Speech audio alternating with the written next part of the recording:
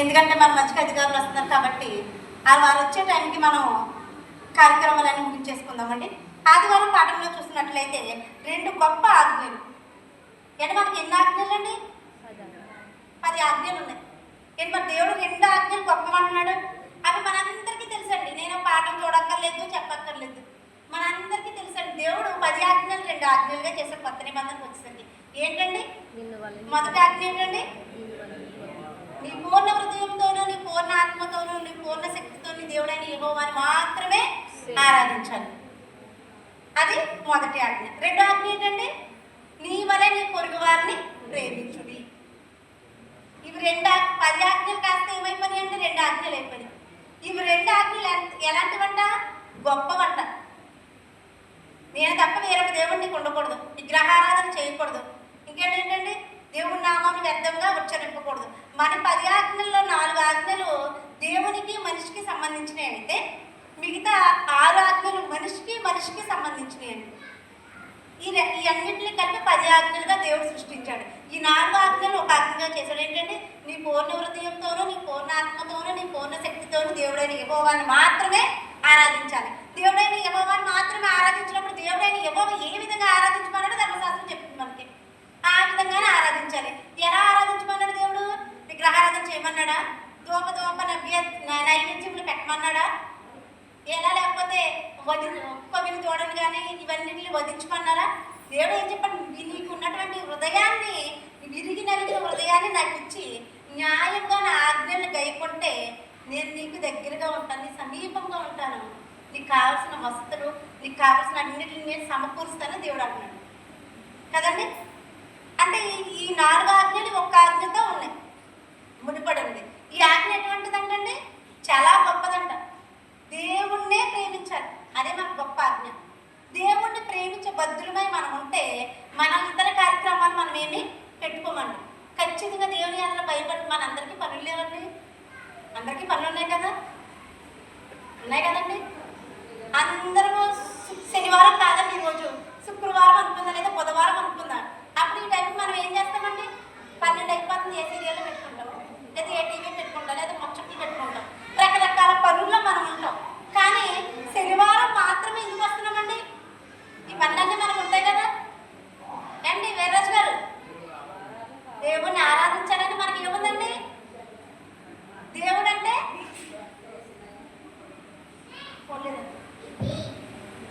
దేవుడు అంటే మనకి ఎలా ఏముందండి? ప్రేమ ఉంది కదండి. దేవుడు అంటే భయం ఉంది, దేవుడు అంటే ప్రేమ ఉంది. కాబట్టి ఈరోజు ఇక్కడ మనం ఉన్నాం. ఇంత వేడిలో లిల్లీ పాస్టర్ గారు వచ్చి కూర్చోవాల్సిన అవసరం ఉందండి? ఇక్కడ ఉందండి. ఆరోగ్యం బాగాలేదన్నారు, అయినా చిరునవ్వుతో వచ్చి ఎందుకు కూర్చున్నారు? దేవుడు అంటే ప్రేమ ఉంది కాబట్టి. దేవుడు నన్ను సృష్టించాడు, దేవుడు నన్ను పోషించాడు, దేవుడు నన్ను ఇంతవరకు జీవింప చేస్తున్నాడు. కాబట్టి దేవుని అంత ప్రేమ మనకి ఉంది. కాబట్టి ఈ వేసవిలో కూడా మన పనులన్నింటినీ పక్కన పెట్టుకుని మనం ఎక్కడికి వచ్చామండి? దేవుని దగ్గరికి వచ్చాం. దేవుని ప్రేమించేవారు, దేవుని ఆజ్ఞలు గైకొనేవారు ఏం చేస్తారండి? దేవుని యొక్క మాట విని ఏ రోజైతే విశ్రాంతి దినమును దేవుడు ఆచరించమన్నాడో ఆ ప్రకారంగా మనందరము కూడా వచ్చి దేవుని దేవాలయంలో ఉన్నామంటే మనందరం ఏమై ఉన్నామండి? దేవుణ్ణి ప్రేమించే వారమై ఉన్నాం. దేవుని ప్రేమిస్తే సరిపోతుందా? ప్రేమిస్తే సరిపోద్దండి? విశ్రాంతి దినమును ఒకటి పాటించేస్తే సరిపోద్దా? సరిపోదు కదండి. అది ఒక ఆజ్ఞ. 2 ఆజ్ఞలు ఇచ్చాడు దేవుడు. దేవుణ్ణి ప్రేమించమన్నాడు. సరే, మనందరికీ దేవుని ఎందుకు ప్రేమ ఉంది కాబట్టి ఇక్కడికి వచ్చి కూర్చున్నాం. అదొకటి సరిపోద్దండి? సరిపోదు. ఇంకా పాఠంలో చూద్దామండి. అయితే ఆదివారం పాఠంలో మనము ఒకసారి 2 ఉదాహరణలు ఇచ్చారండి. మనం మత్తయి సువార్త 22 అధ్యాయము 34 చూడండి ఒకసారి.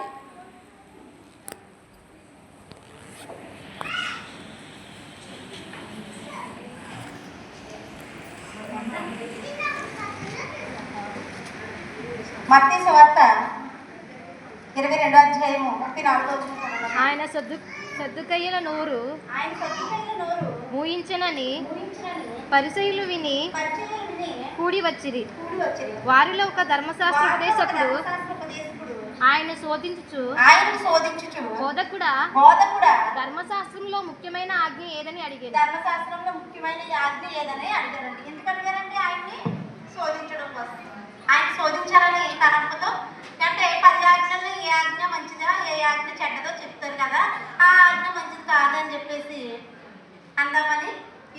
శోధించాలని చెప్పి ఏం చేశారంటే ఆజ్ఞలు. ఆయన ఏం చేశారు?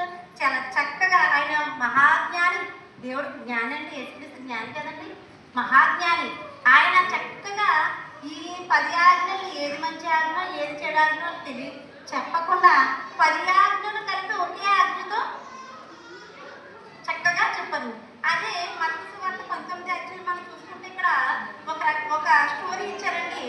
చూద్దామండి. 19 అధ్యాయం 16 నుంచి 23 వరకు అండి. చాలా ఇదిగో ఒకడు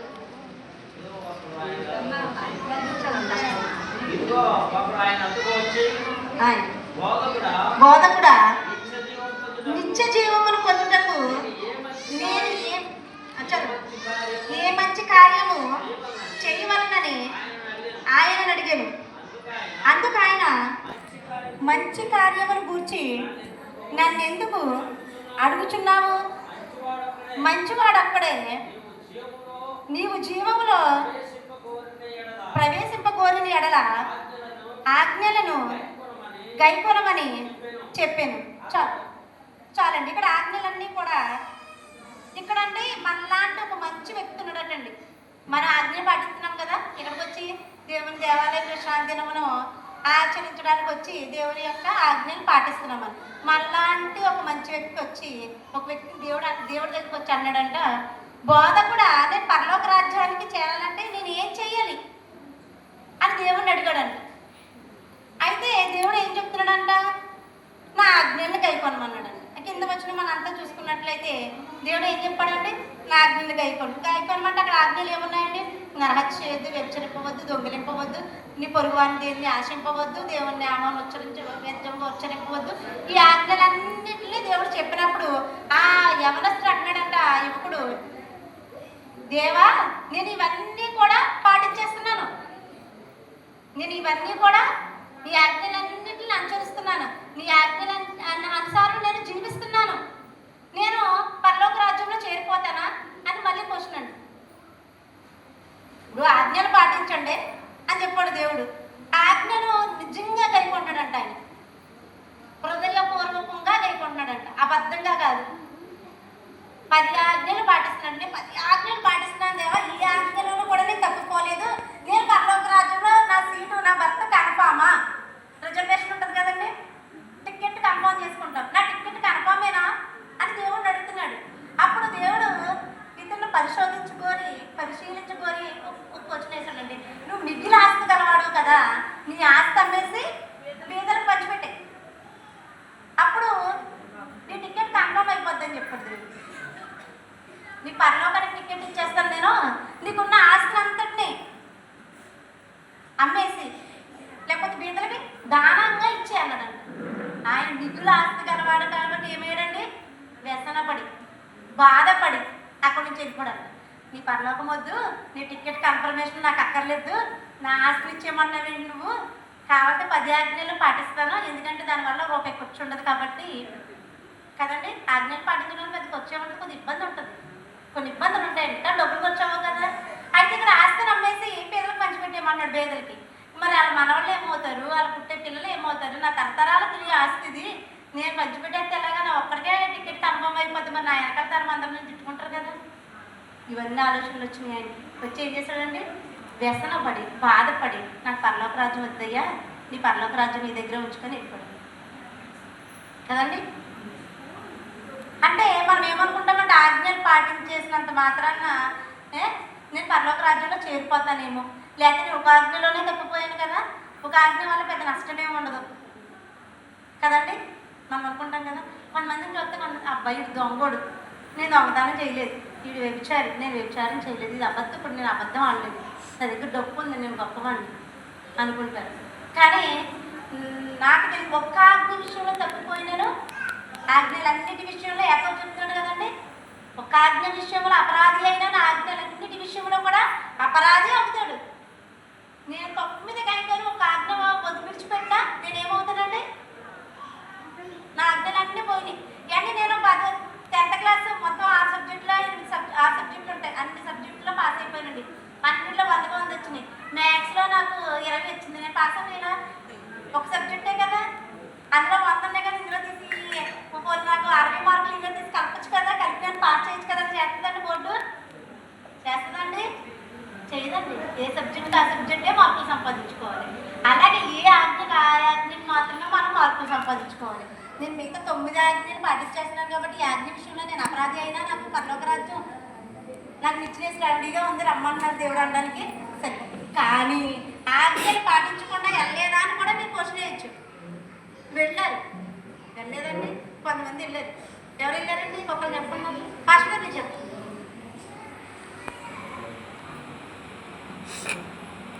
చెప్పండి ఎవరైనా. పెద్దలు చాలా సంవత్సరాల నుంచి వింటున్నాము. స్వార్థగా చెప్తారా? అది వినలేదంటాను మొత్తానికి.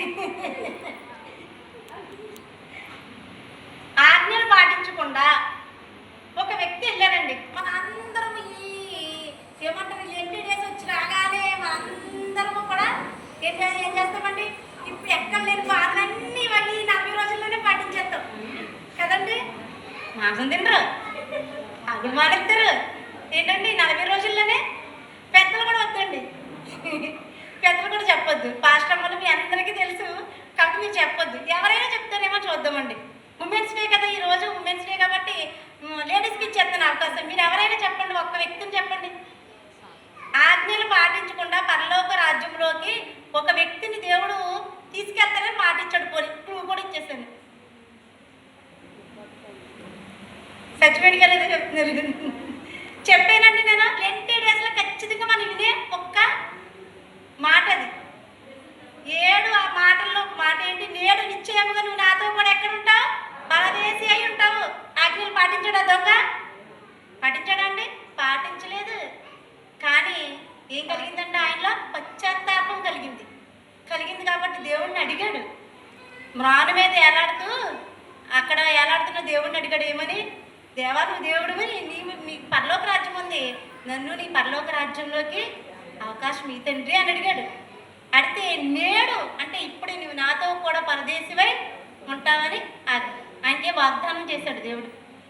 అంటే ఆజ్ఞలు పాటించినంత మాత్రాన పరలోక రాజ్యంలో చేరరని చెప్పదు ధర్మశాస్త్రము. ఆజ్ఞలు పాటించకుండా అందరూ చేరిపోతారని కూడా ధర్మశాస్త్రము చెప్పదు.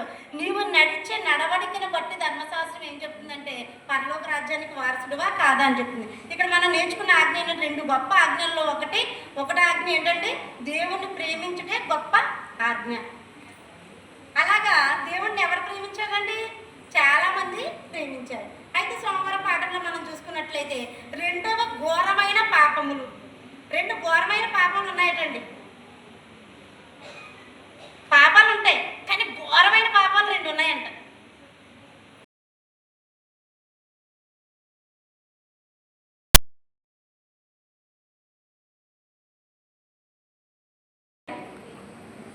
జకరియా గ్రంథము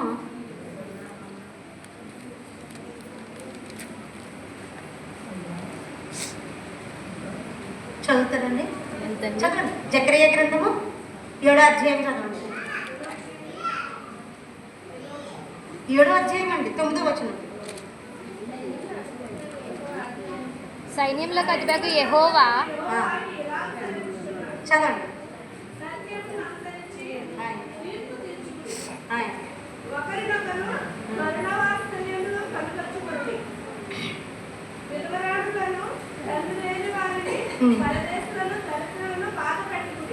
సరే అండి, ఇక్కడ జకరియా గ్రంథము 7వ అధ్యాయం 9వ వచనం ఏం చెప్తుందంటే సైన్యములకు అధిపతి యెహోవా ఇలాగ సెలవిస్తున్నాడు, సత్యమును అనుసరించి తీర్పు తీర్చుడి, ఒకరి యందు కరుణా వాత్సల్యము కనపరుచుకొనుడి, వెధవరాలను తండ్రి లేని పరదేశులను దరిద్రులను బాధ పెట్టకుడి, మీ హృదయమందు సహోదర ప్రేమ సహోదరుల్లో ఎవరికి కీడు చేయదలచకుడి.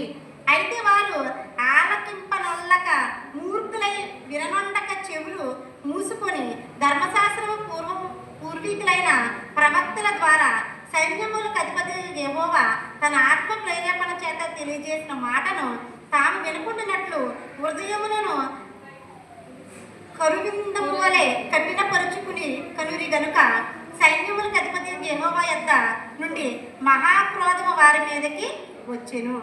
ఇక్కడ జనం ఏం చేస్తున్నారంటండి, న్యాయమైన తీర్పు తీర్చమని దేవుడు చెప్తున్నాడంట. అయితే ఇక్కడ ప్రజలు ఏం చేస్తున్నారండి, తీర్చలేదండి.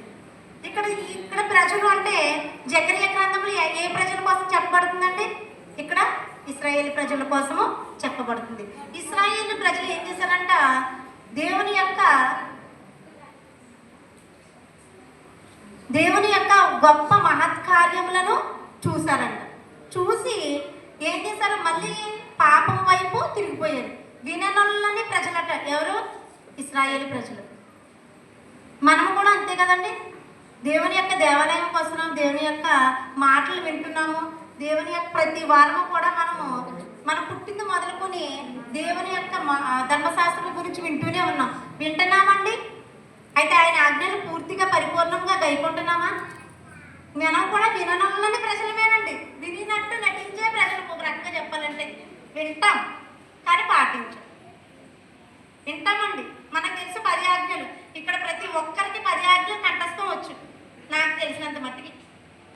ఎందుకంటే ప్రతిసారి మనం చెప్పుకుంటాం. ఎందుకంటే అసలు అడ్వెంటిస్ట్ అంటేనే 10 ఆజ్ఞలండి. మన మూలస్తంభం ఏంటండి, మన పిల్లర్ ఏంటి, 10 ఆజ్ఞలు. 10 ఆజ్ఞల్లో భాగంగా 4 ఆజ్ఞ ఏంటండి, విశ్రాంతి దినమున పరిశుద్ధంగా ఆచరించడం, జ్ఞాపకం ఉంచుకోను.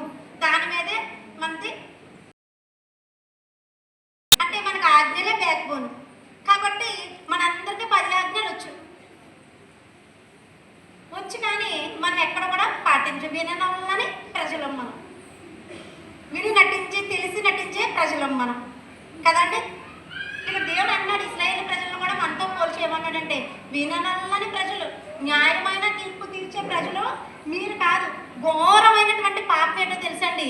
దేవుడు ఇశ్రాయేలు ప్రజల్ని ఇక్కడ తీసుకెళ్ళి కానా దేశానికి తీసుకెళ్ళి నడిపిస్తున్నప్పుడు ఇశ్రాయేలు ప్రజలు ఏం చేస్తున్నారంటే, మోషే 10 ఆజ్ఞలు తీసుకురావడానికి వెళ్ళినప్పుడు, సీనాయి కొండకి వెళ్ళినప్పుడు కిందకు వచ్చేసరికి వీళ్ళు ఏం చేస్తున్నారంటే, ఒక దూడను ప్రతిమగా చేసుకుని దానికి దేవుడని మొక్కుచు తిరుగుచు త్రాగుచు ఘోరమైనటువంటి పాపాలు చేసి దేవుని యొక్క మొట్టమొదటి కోపాన్ని వల్ల రుచి చూశారంట. ఇంత కోపం వచ్చిందండి దేవుడికి. దేవుడు కోపం రాదా? వస్తుంది. దేవుడు ఉగ్రుడంట. దేవుడు రోషం గలవాడట.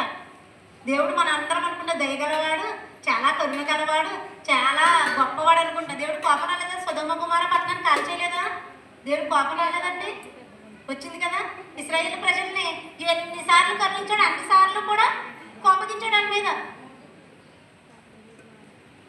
మనం అనుకుంటాం దేవునికి కోపం రాదని. దేవునికి కోపం వచ్చినప్పుడే మన మీదకి ఏమొస్తాయండి, కొన్ని బాధలు వస్తాయి.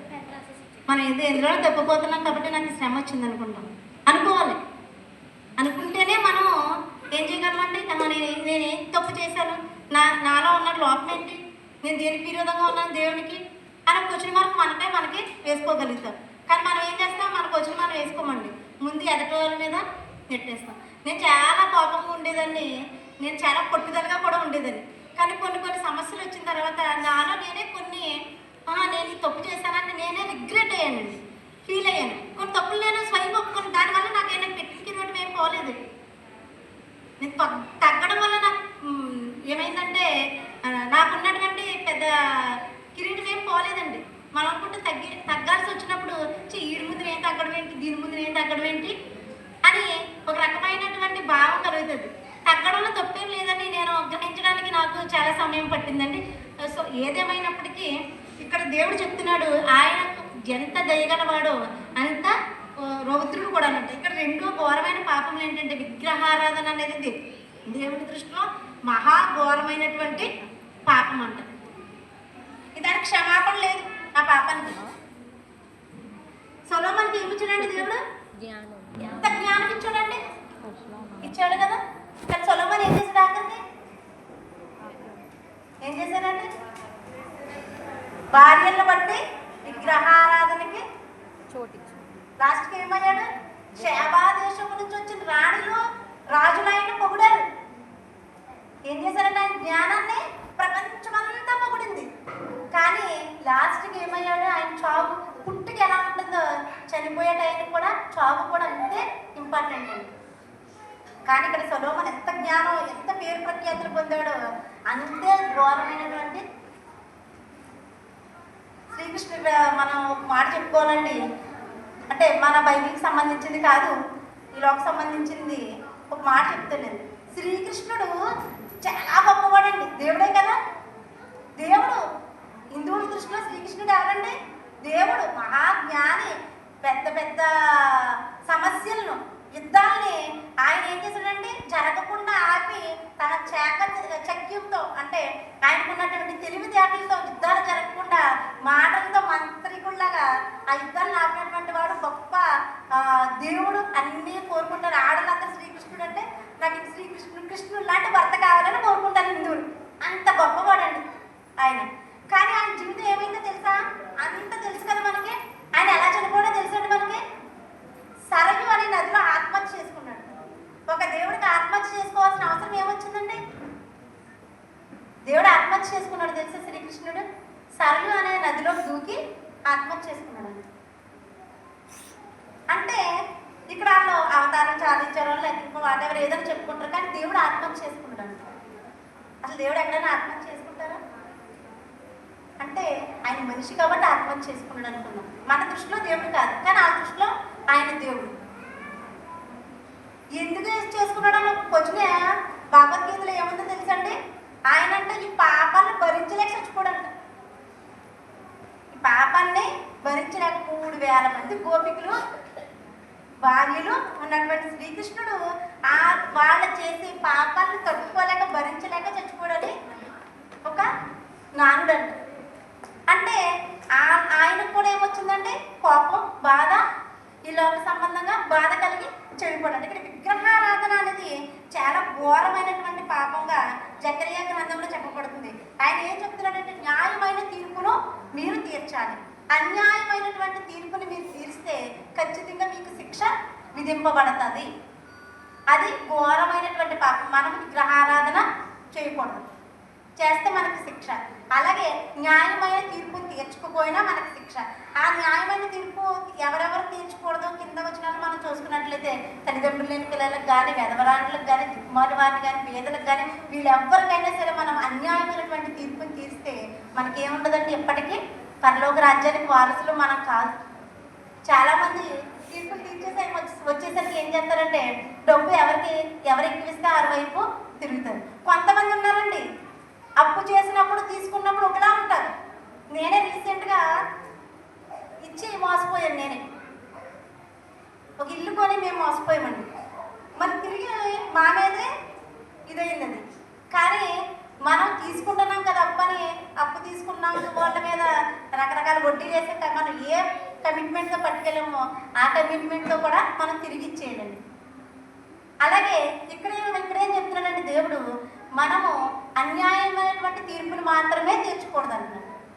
అన్యాయమైనటువంటి తీర్పుని తీరిస్తే రెండు, ఒకటి ఏంటంటే పరలోక రాజ్యానికి వారసులు మనం కామట, రెండోది విగ్రహారాధన చేస్తే మనం పరలోక రాజ్యానికి వారసులం కామట. అయితే మంగళవారం పాఠం మనం చూసుకున్నట్లయితే దేవుడు న్యాయమును ప్రేమించను. చూడండి, కీర్తన గ్రంథం 35 అధ్యాయం 5వ వచనంలో ఏముందంటే ఆయన నీతి న్యాయములను ప్రేమించను.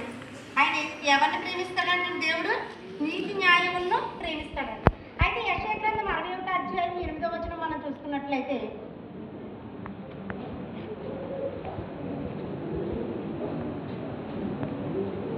ఎలయనగా న్యాయము చేయుట యెహోవానగు నాకు ఇష్టము. ఒకడు అన్యాయముగా ఒకని సొత్తును పట్టుకొనుట నాకు అసహ్యము.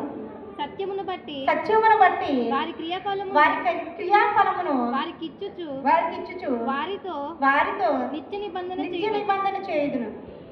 జనములలో వారి సంతతి తెలియబడును, జనుల మధ్యలో వారి సంతానము ప్రసిద్ధినందును. వారు యెహోవా ఆశ్రయించిన జనమని వారు చూసిన వారందరూ చెప్పుకుందురు. ఇక్కడ ఏం చెప్పబడుతుందంటే యెషయా గ్రంథంలో ఏలయనగా న్యాయము యెహోవానకు నాకు ఇష్టము. ఒకడు అన్యాయముగా తీర్పు తీర్స్తే అది ఆయనకు అసహ్యమటండి. దేవుడికి ఏమి ఇష్టమటండి? న్యాయము ఇష్టమట. అన్యాయంగా తీర్పు తీర్తాడు నాకు అసహ్యుడు. మనకి కూడా కొంతమంది అంటే కొంతమందికి ఇష్టం ఉండదండి. ఇంకా వారిని చూడరు, అసహ్యం అంతే. వాళ్ళ ముఖం కూడా మనం చూడబుద్ది కాదు కదండి. నన్ను చూస్తే కొంతమందికి అలాగే అనిపిస్తుంది, కొంతమందికి వస్తే నాకు అలాగే అనిపిస్తుంది. అంటే మనుషులుగా మనందరికీ సహజంగా ఉండే లక్షణం అది. దేవుడు కూడా ఉందంట అది. దేవుడికి కూడా ఉందంట. మ్యాగీని వదిలేదు కదా. నన్ను చూస్తే కొంతమందికి ప్రేమించాలనిపిస్తుంది, నేను ఏం చేసినా క్షమించాలనిపిస్తుంది. కొంతమంది చూస్తే నన్ను చూస్తే తిట్టాలనిపిస్తుంది కదండి. కొంతమందిని చూస్తే నాకు అలాగనిపిస్తుంది. అది సహజం, మనుషుల యొక్క లక్షణం. అలాగే దేవుడు కూడా అనిపిస్తుందంట. ఎవరిని చూస్తే అనిపిస్తుంది? అన్యాయంగా తీర్పు తీర్చే వాళ్ళని, అన్యాయస్తులు చూస్తే దేవుడికి అసహ్యమట.